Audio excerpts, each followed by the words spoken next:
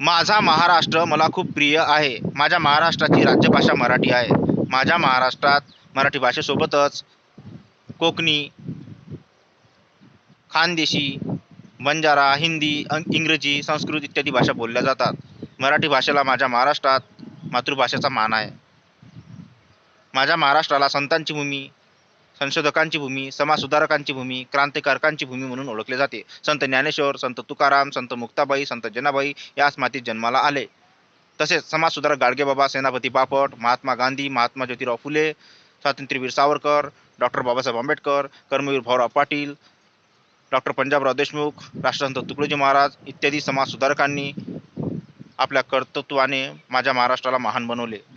माझ्या महाराष्ट्रात छत्रपती शिवाजी राजांसारखा महान राजा होऊन गेला. शत्रूच्या सुनेमध्ये आपली आई पाहणारा एक आदर्श जाणता राजा म्हणून त्यांच्या कार्याची कीर्ती अमर आहे.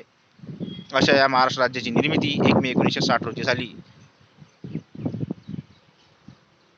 हा दिवस महाराष्ट्रात महाराष्ट्र दिन म्हणून दरवर्षी साजरा केला जातो.